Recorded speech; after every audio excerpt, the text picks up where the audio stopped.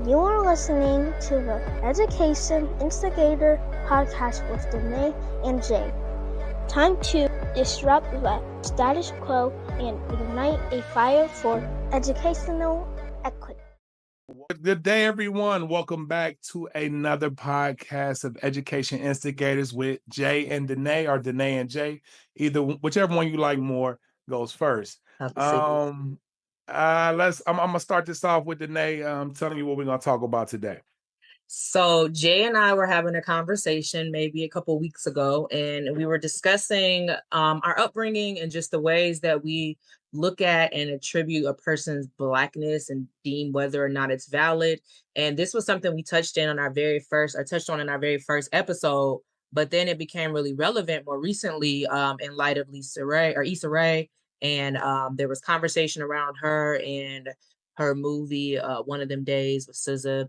And there was just a lot of conversation about who is Black enough. What do we decide, or how do we decide somebody is Black enough? And how does that play into education? And I think what really started us off was kind of that conversation on choosing schools. Like, I think we were saying something along the lines of you're trying to weigh the pros and cons of sending your kid to a school that has a good education, but maybe doesn't have the diversity or the Black representation that you might want, and what is the long-term damage of that. So yeah, what are your thoughts, Jay? I agree with what she's saying. I ain't say nothing yet. You was talking about the school system. This is where it became. We was talking about the schools, and I am one that sent my oldest son to Catholic school, and I can remember a bit of a backlash at the time. In consideration, like, yo, you're gonna let those people, use up your son, and this, that, and the third. He was a football player. I just wanted him to have a better opportunity, just being honest. And I'm not going to say he couldn't have got an opportunity or a great opportunity from where I was, but I know it would be more challenging. I mean, we have people arguing about DEI hires currently, not understanding that the struggles that are found in urban sectors and predominantly Black areas are going to be different than that of a higher socioeconomic, which you don't usually find in the urban sector. I mean, let's just be honest. So this Black enough conversation, what you smile for, Daneé? I need to. This is more. Let's just be honest. Oh Lord, I try to get rid of that. I'm gonna stop. That's my last time. But we got to understand, this whole system was imposed by racism. Mm-hmm. For centuries. It was, even amongst ourselves, we had things. I mean, I'm in a fraternity, and in my fraternity, people used to say, in that fraternity used to be a paper bag test, and if you were darker than a paper bag, you couldn't enter the fraternity. Now, these are things that happen in sororities and things of that nature. We had movies like Imitation of Life, and colorism is real. We have the conversation between house slave and field slave, and these things continue to happen within our culture. So until we kind of break those barriers and just have real conversations to move forward, because when you look at Daneé, look at her. She looks a little soft. I do not look soft, not with this haircut. You sound crazy. I was thinking even beyond colorism. My girlfriend and I were talking yesterday, and we were just kind of discussing the ways that the conversations about Issa Rae have been going. And one thing that I pointed out to her was I kind of get what people are saying, because in so many ways I find myself, when I'm talking about my Blackness, feeling like I have to play up the parts of my Black experience that are revolving around struggle or want and need of, and not having enough. And it's just this synonymous, if you're Black, then it equals struggle thing. And we have to really just relinquish that. And then in the same sense, you and I had a conversation where I had talked to one of my ex-boyfriends, and just talking about the way that I dress because I live in a suburb. And he's like, you dress that way because ain't no black people around. And if black people around, you wouldn't be dressing like that. And then I'm like, yeah, because if I go around black people, I don't want them to think that I'm like not a good black person. It's that respectability politics, but only for my own people. So why is it that in the same sense that I would want to flex on my own people, I also feel like my own people have to know that I came from the struggle too, to like to revalidate my blackness.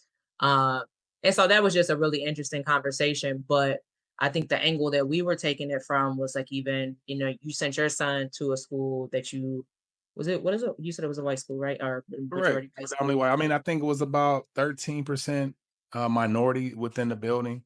Mm-hmm. So I want him to know how to navigate the world. That is the world that we live in. I, I struggle with this conversation because, of course, I do get caught up in it. I mean, I'm gonna just be honest. I think this is a part of our culture. You hear this being said. Here we go. I struggle. I can't. I gotta figure this out. All right. Let me get back into it. First of all, the issue is we assume that black is a monolith, correct? Like Yeah, it's not absolutely. any type of diversity within our community. I And mean, we that's are completely incredibly false. diverse, you know. Right. We have different nationalities, ethnicities, socioeconomics, we have all of those things. However, Hobbies, interests. correct. I mean, hair textures is one thing, you know. We look at Daneé right now. It's a different look You for called me. it. This is I had to like professionally add in these curls because my hair was not curling. I But yeah. mean, if I go into genetics, we can talk about phenotypes, genotypes. My students learn that. They just took the biology test today. However, the problem with this black enough experience or who's black enough, it's always been, in my opinion, pushed by the media. You know, Mhm. when we watch shows, I mean, I can tell you all this. A favorite show of mine in a younger age was Martin, right? And Martin gave Ham the blues. And growing up That was a in really my old era, song. huh? He gave Pam the blues. Okay, Grandpa, tell us about it. What did he do? Hey, listen. But even in that era, darker skin tone women were looked down upon.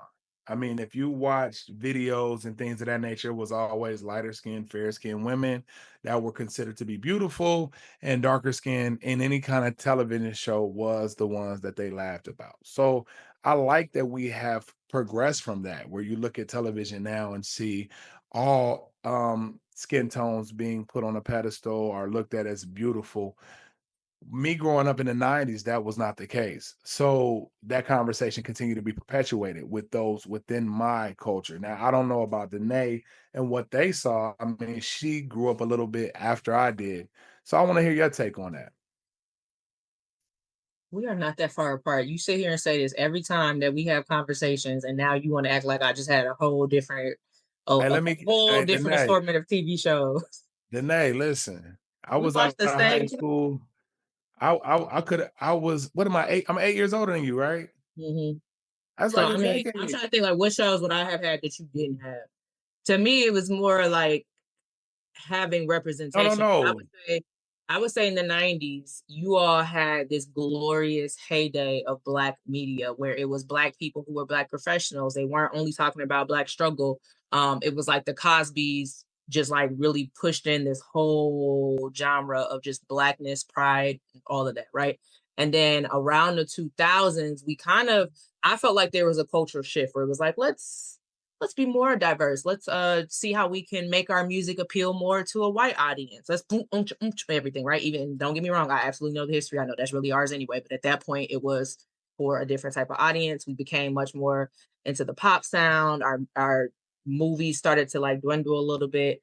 So I think of the shows that just stood out because they had black people where it wasn't as common. As I saw from the 90s. So like That's So Raven, it would have been Raven Simone, who is fair skin. Um, Mhm. Jet Mhm. Jackson was a fine brown skinned man, rest in peace. Ooh. But his love interest was a lighter skinned woman. So like, I mean, I absolutely agree. And then I've told you before, with me growing up in my household and being the light skinned one in my house, it was definitely something that was pretty pervasive in my life. It was one of the issues that I dealt with, like feeling like I was different, feeling like I didn't belong. But I mean, I agree. Like, I definitely know that colorism is real, and it was still pretty prevalent during my time period. I like something that you just said. I want you to tell me, because one thing you just said was, I didn't feel accepted, more or less.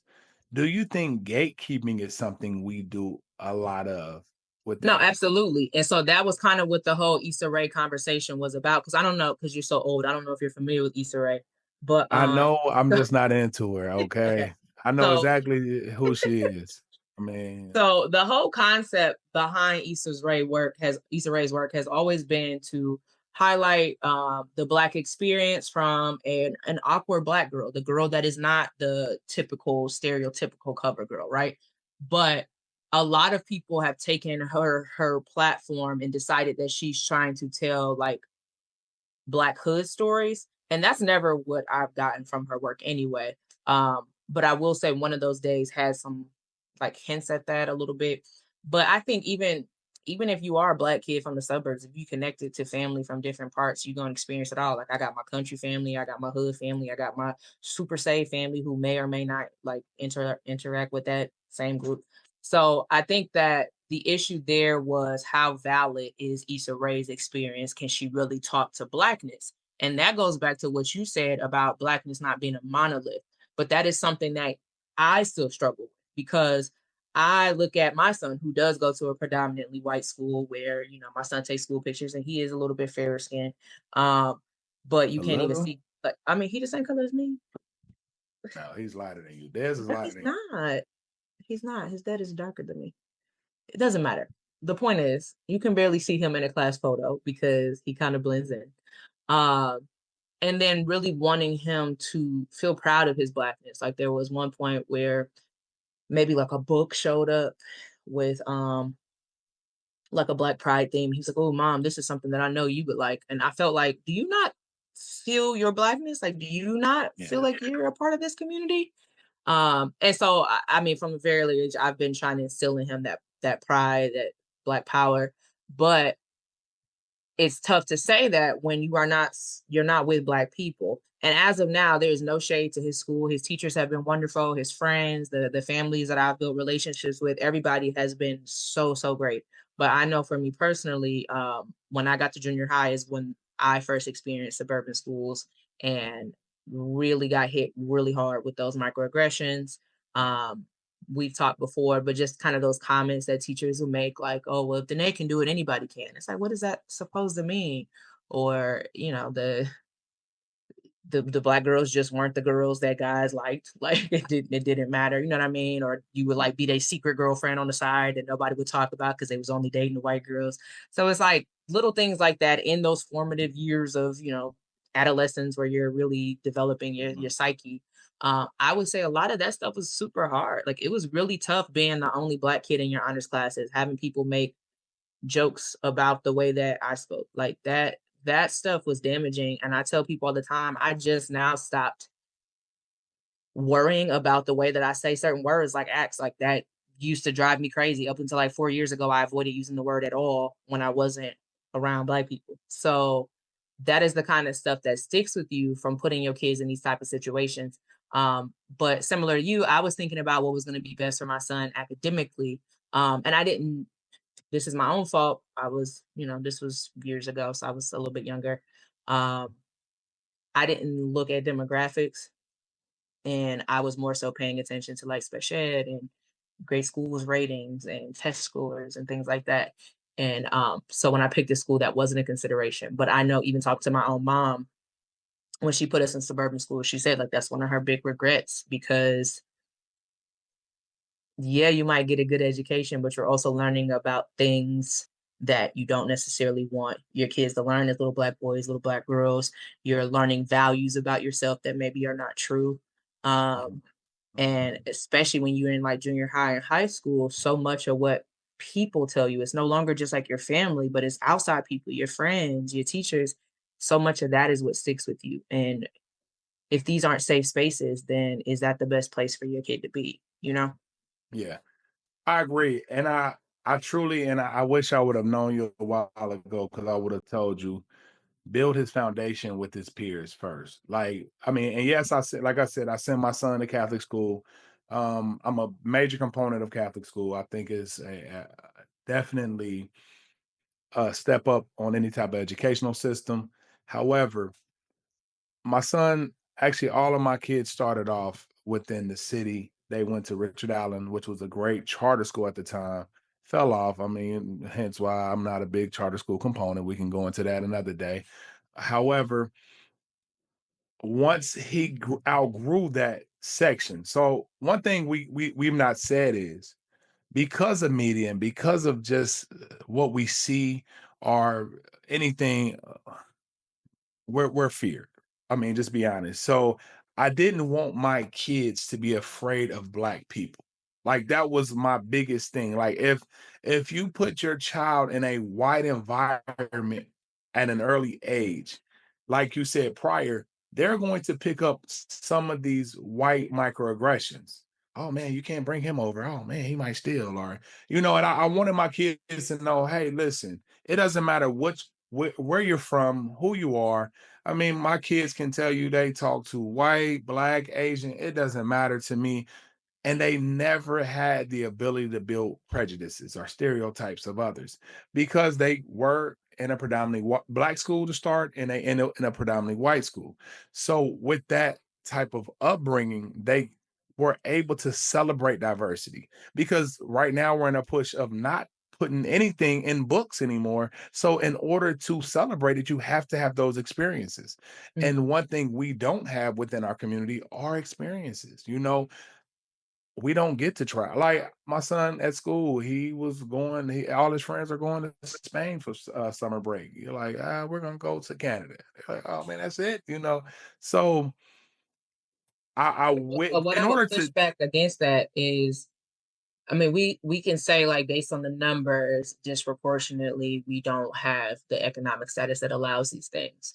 But I think at the heart of this is there are some that do. Like, there are plenty of Black people who are doing Oh, for well, sure. who are taking these trips, who do have their children enrolled in the best of dance schools and taking piano lessons and learning French or whatever. And when we come across those people, how do we treat them? Like, do we accept them? Do we Hold say on that now. Hold they're on. I didn't say I wasn't sending my kids to the best. Now, my daughter did go Oh to no, I'm one of not the saying you. best. I was just thinking in I mean, general. and I was speaking. I was speaking metaphorically as well. Yeah.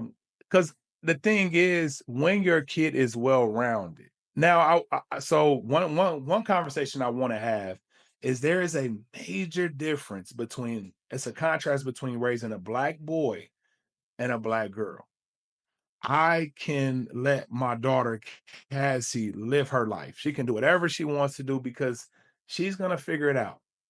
With boys, and I got one of my mentors, she'll tell you, we used to argue all the time about this, because she has two older daughters and a younger son. And she was like, it don't matter where my kids go, they're gonna be fine. They go up in a great house. Her husband's an engineer, she's an educator.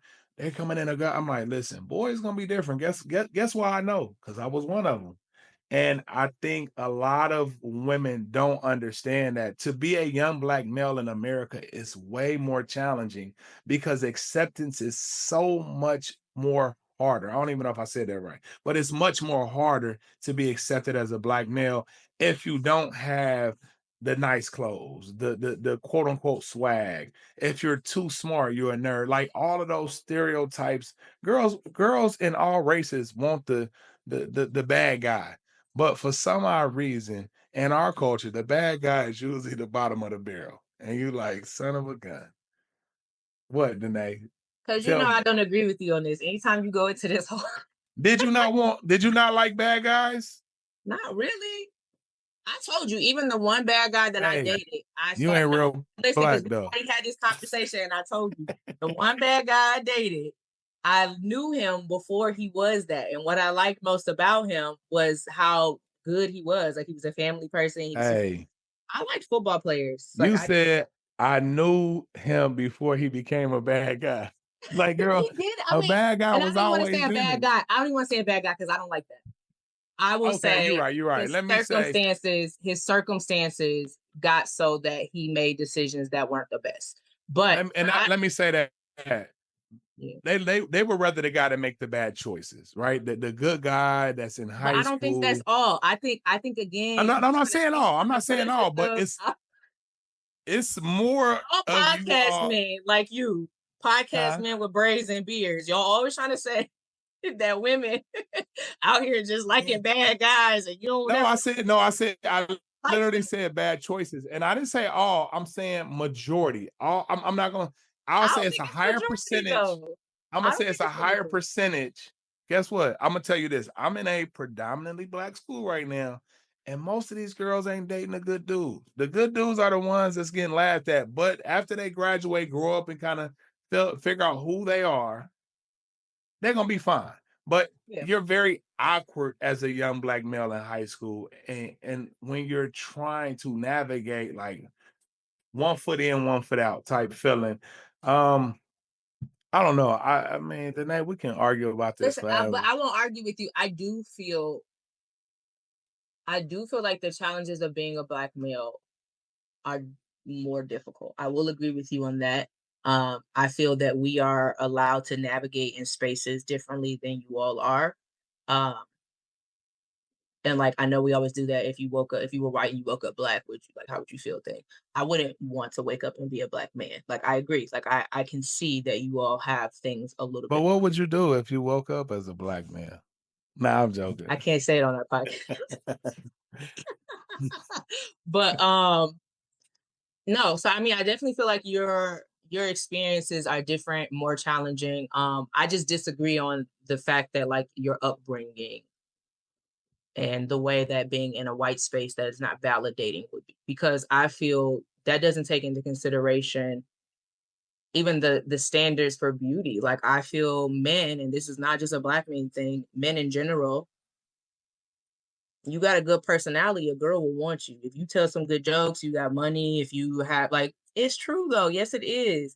And I feel like women don't get as many opportunities to have good personalities. I feel like, girl, what high schooler are you here? What high schooler in your era? I'm not saying in high school. So listen, I'm not talking about high school. Everybody's stupid in high school. But I'm saying, but my whole point is the ways that a woman is being developed, so much of it is based on how she looks, how much people like her. And I don't feel like that is the same emphasis placed on men. Like, you all can't look scary, but women have to not only not be scary, obnoxious, too sassy, too sexy, but they have to be pretty. They have to be quaint. They also have to be business minded. Like, and it's just so many other elements. But again, I would never say like it's harder for women versus men. I do feel like it's probably more difficult for men, but I also feel like it's pretty difficult for women in other ways. No, I'm not saying it's a challenge. I'm not saying there's no challenges for women. I don't want that to be. No, I know that's not what you're saying. But okay. I'm just thinking about like being a girl in high school. I feel like it was easier for my brothers to acclimate as very dark-skinned boys because they were tall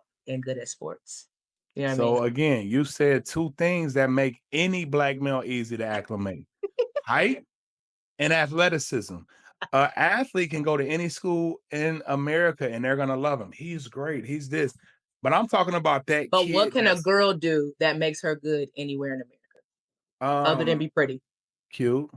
That's what I'm saying. But understand this. So if you're not cute, if society standards say you're not cute, that's not where we're gonna go with that, because guess what? Being attractive is subjective, and there's always at least one boy that likes that girl. I'm gonna just tell you that right now.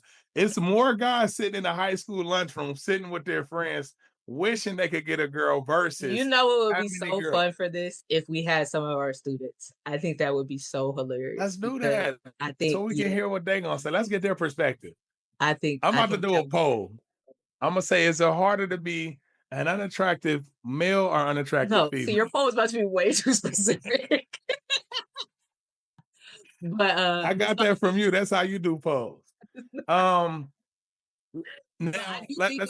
just in general, black boy, black girl, the ways that you navigate school impact you no matter what school you go to, right? Like, we are all the school. Oh, for sure. I agree. I think it's so foundational to who we are. So if you're in a place where you're not being affirmed for who you are, your identity, whether you recognize it in that moment or not, because I think a part of our conversation was how often you have Black kids who grow up in the suburbs and don't feel culturally connected.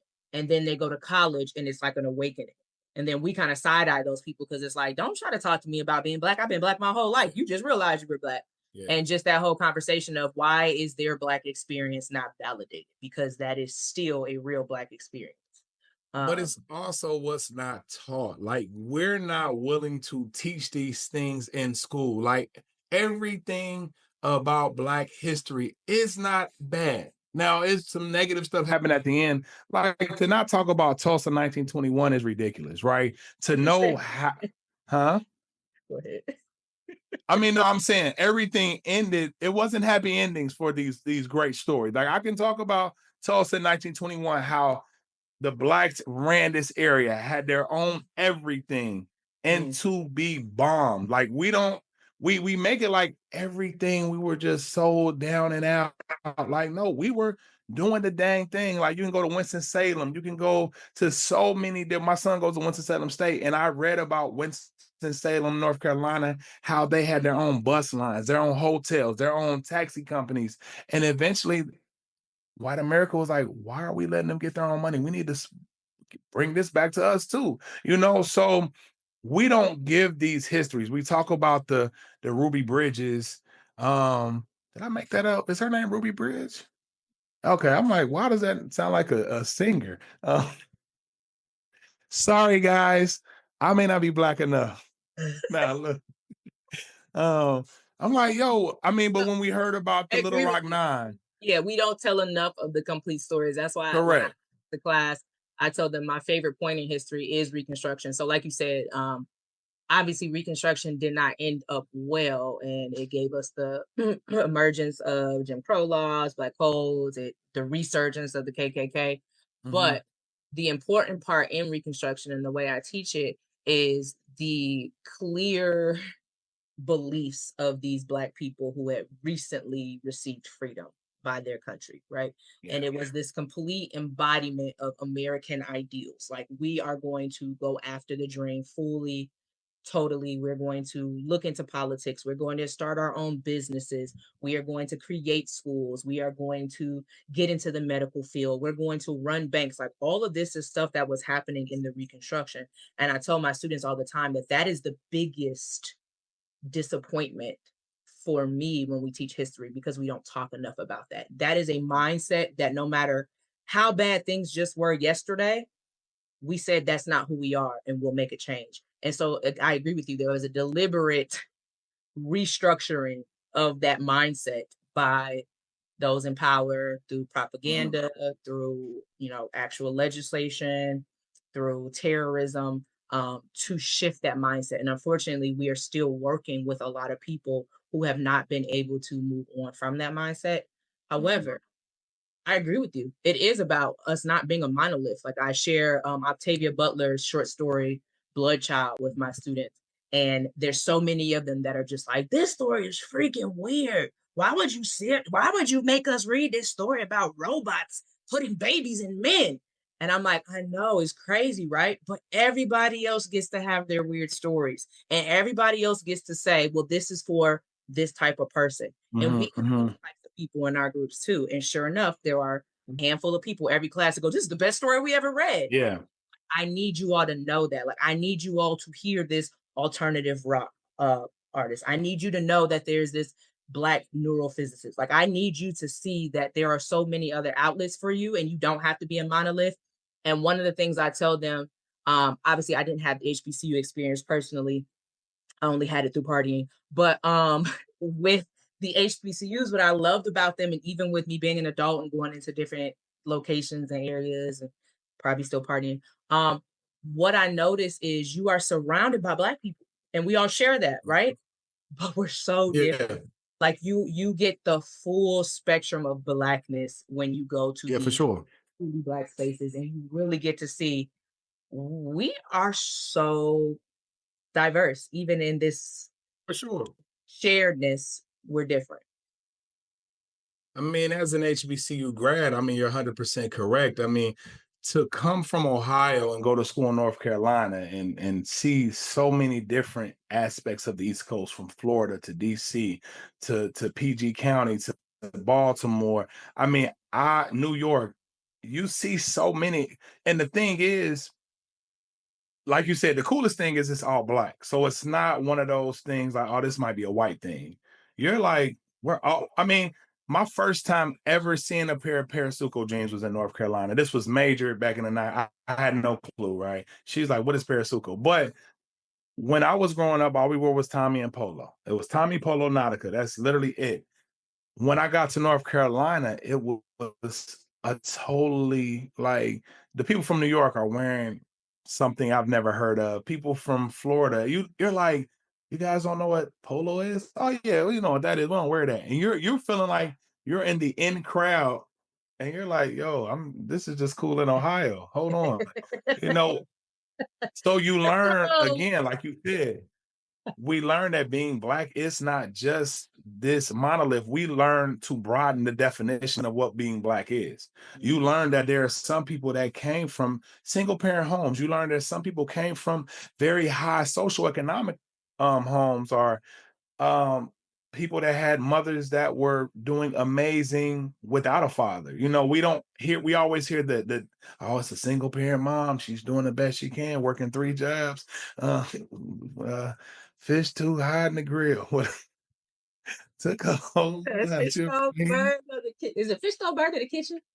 Fish don't burn in the kitchen. The beans don't burn on the grill. Okay. It took a whole lot of chill and just to get up that hill. But nah, that's what we grew up watching. Good Times, all that stuff. I probably got that song totally wrong. It's okay. However, like you said, that opens up a totally different perspective. Whereas, like, some of my best friends to this day, one is from Charlotte, one is from PG County, Maryland. I got friends from Baltimore. I still talk to them all Ohio from, but I see so many different perspectives because of, I mean, I was seeing shoes we didn't hear about. What kind of shoes is he wearing? You know, we laugh at that stuff in Ohio. Like, he don't got on Jordans. But it's like, y'all, that's all y'all got is Jordans, you know. So I mean, we just got to learn. First, I think we do. Let's talk about solution before the time runs out. I think we got to learn how to broaden our definition. I agree. And I think one of the phenomena of being a Black person is that we attribute anything that happens with one of us to be a part of all of us. And a lot of times it's detriment. So that's why when you hear about somebody robbing a liquor store on the news and you like, please don't let them be black, please don't let them be black, please don't let them be black. And then if you black, you like, dang, bro, like that don't got nothing to do with you, but that's a part of it, right? When in the Black community dies, we're all mourning together, right? Like, it's like nobody else knew who this was, but we did. Like, this is our person. When a Black person does well, be like, okay, little 16-year-old with the ace and ace. Yeah, for sure. I also think what happens is we see Black people doing things, right? So if we see a Black person being really cool and they're making alternative music, then we're like, that's all of us. That's all of us, right? If we see a Black person write a book, and then we say we all can be an author, right? And so it's just this notion of, if we keep allowing people to be Black in their entirety, then we continue expanding what we think we are possible for, like what we are possible for. We keep opening up the options for what we believe we can do. Because if we're going to feel, I know my dog gonna be, you trying to let everybody know you Black too? Yeah. Get that dog up out of here. If we stop gatekeeping, and when I say we, I really mean me too. Like, I know. I agree. Me too. I feel you. Like, if we stop gatekeeping, then we really can truly do what we claim we want to do, which is opening up the world to our babies. Like, we will really let them see that they can do anything. And sorry, this is a funny story about that to share. So I had told my dad about me trying to put Dez into Jack and Jill. And he said, why would you do that? Why would you do that? That's not, you want him to be one. I said, Daddy, he's not around a lot of Black people. I want him to be around Black people. He said, but why you want him to be around them type of Black people? And I thought, Black people who care about putting their kids in the clubs and doing volunteer work and, you know, building a network. And I get where my dad was coming from. I do. But also, we feel like we're not supposed to be in places of prestige. No.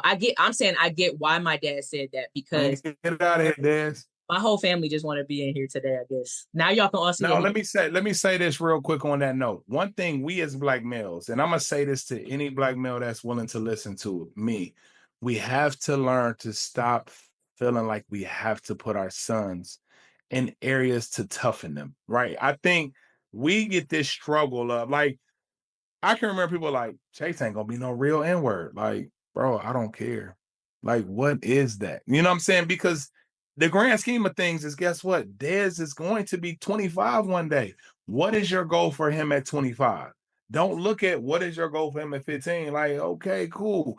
I want my son to be able to navigate any space he's in. So that's something that your father's era was really big on, like, hey, we're not gonna have this boy doing that kind of stuff. You'd be like, man, understand this. There's some boys that's soft and was in the streets too.